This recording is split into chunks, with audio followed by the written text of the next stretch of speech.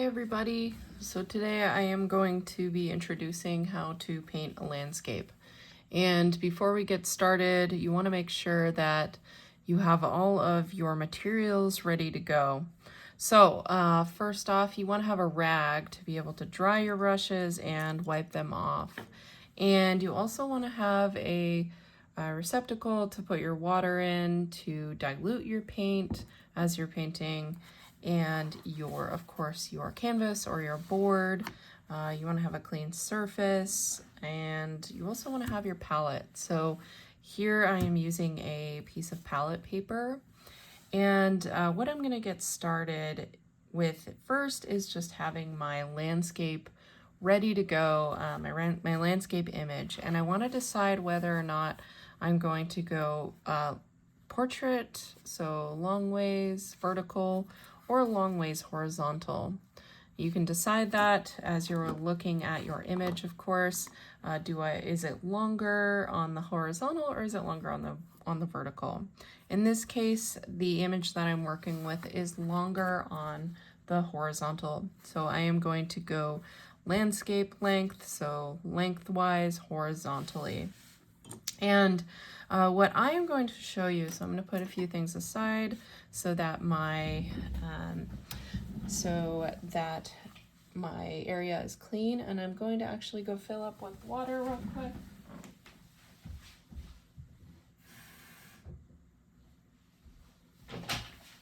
I have a little bit of water to work with, and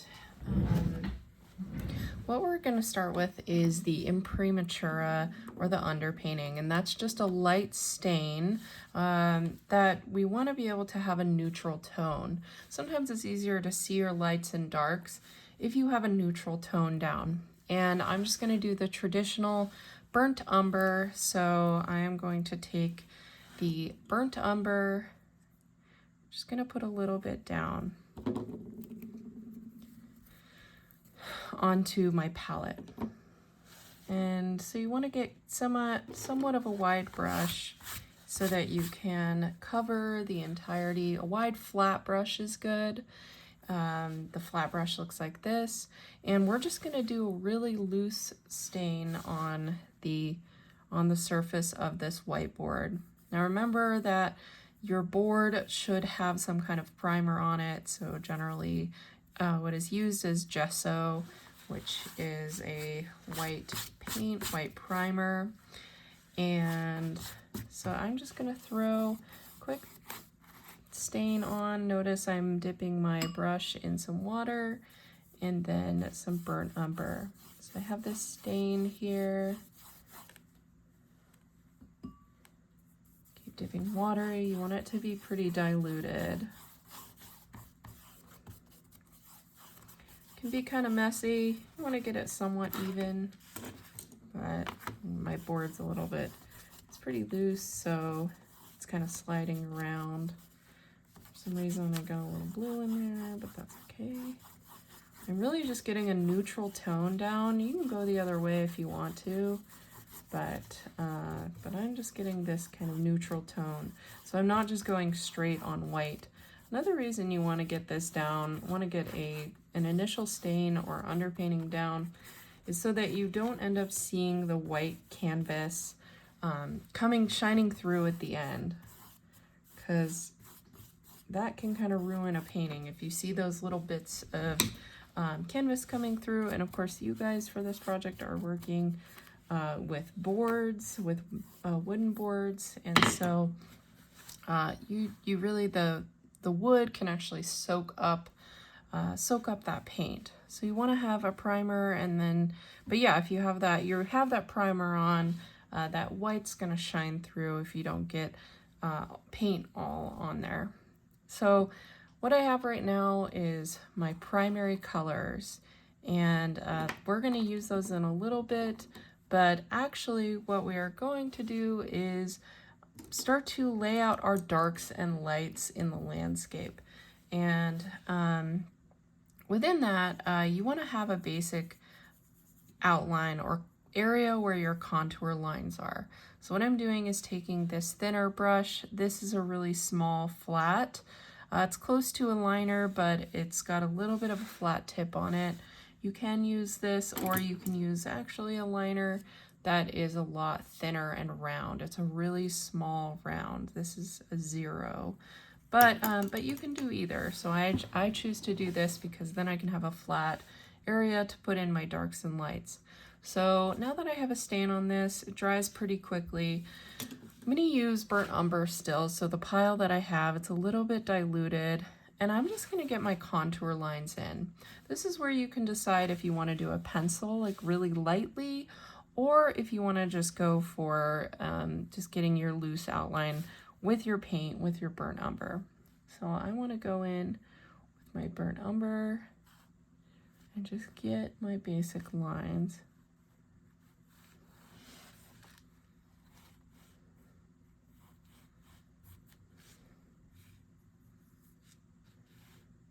When I chose my landscape, I chose one that is not entirely bisected in the center. As within the rules of photography, one way to ruin a composition is by bisecting it directly in half. This can create a landscape that causes the viewer to not be able to discern which side that they want to look at. So it's good to have a slightly off-centered composition, so that you can have different areas to look at. So I'm just kind of getting my basic landscape in here, and I can always go in and correct it a little bit more. Right now I'm kind of just getting the rough area in. What I'm noticing, I'm just kind of looking for negative space. So where do areas meet? What does the negative space look like? Okay, I've got a dip. Let's see, one right here. And you can always grid your drawing out too, if you would like, so that you can get the exact areas of where major areas are.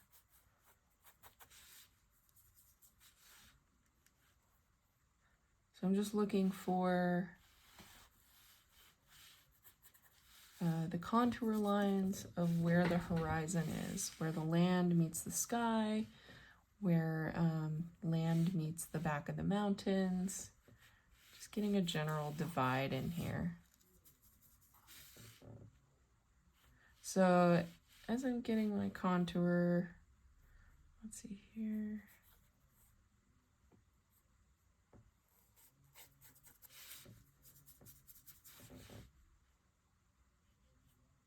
As I'm getting my contour here, I can kind of start thinking about where the darker areas are.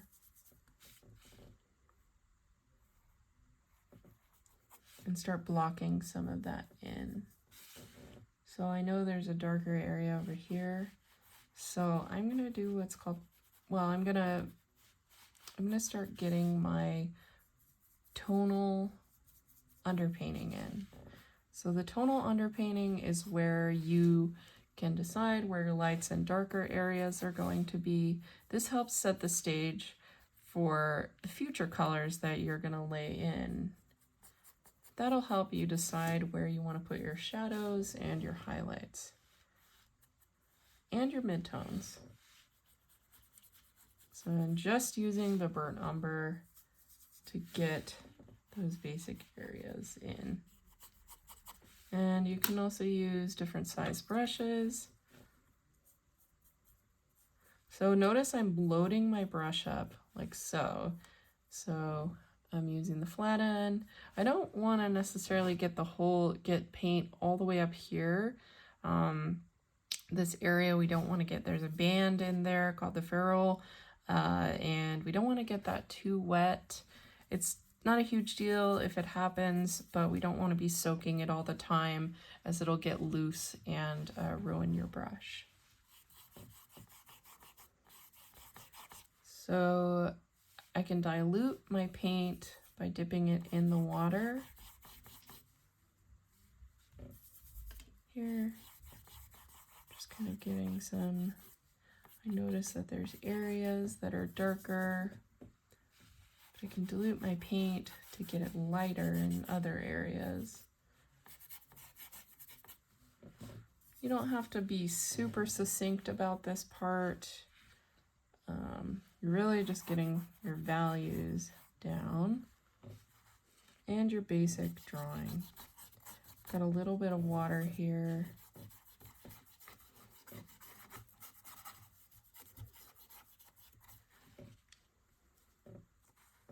Another thing you can do if you find that you get too much paint out is grab your rag, dip it in water. Now, after this dries, it's kind of hard to do, but if you find that you get an area where it's got too much paint on, you can actually dip your rag in water and lift up some of that area where you can bring in highlights. You can even spread some of this paint using your rag and finger dipped in water. So now it's a little bit more blended. Now you can even go in here, get that underpainting in there, just so you're manipulating that a little bit more and spreading it. Notice how I'm not being too precious with this. I'm just getting some areas down, so I'm setting the stage for where my lights and darks are going to be.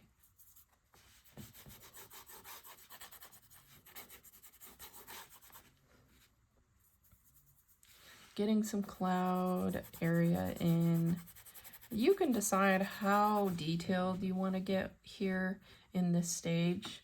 What you could do is if you wanted to get some of those trees in, this won't necessarily show all this detail in the end, but if you really wanted to get an idea where those darks and lights are going to be, you can go in here and really get some of that dark and light area in, so that you can get a good idea of where all of your areas. Notice I'm just holding my brush like so, kind of like a number 2 pencil, and I am using the brush so that it sort of hits at an angle. The harder that you press, that's of course going to be darker with the more paint on it. And I'm just showing you this angle to show just what the angle is. Now you can also drag your brush so that it's a little bit flatter, or you can work at an angle, getting more of a point.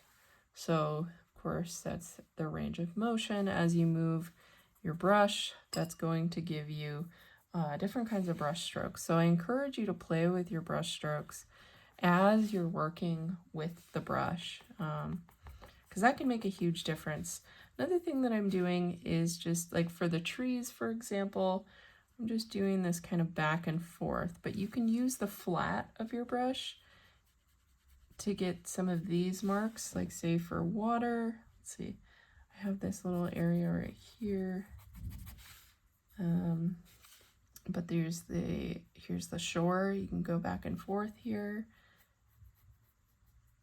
go up and down. I'll show you different brush marks as we go, as we start to add color. Getting a little carried away with this, and I think I'd like to stop soon because it's just getting a little bit too busy in here.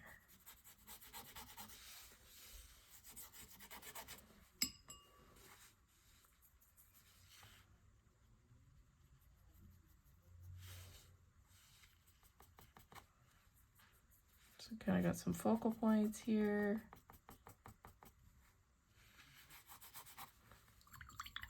Okay, so I've got my underpainting in. You can see here. I've got my basic shadows. I haven't gotten too detailed with the light and shadow, just kind of getting a basic idea of where everything is. So I'm going to go in and use my brush. With acrylic paints, you don't really necessarily need to wash them out in soap. It's a good idea, but I know that I'm going to paint pretty soon here with these other colors. So I'm just going to wash this out, just get my brush here, and then use my rag and set this down. Do my other brush. And use my rag to just kind of wipe it off. Now you are ready to start blocking in. So with your first layer,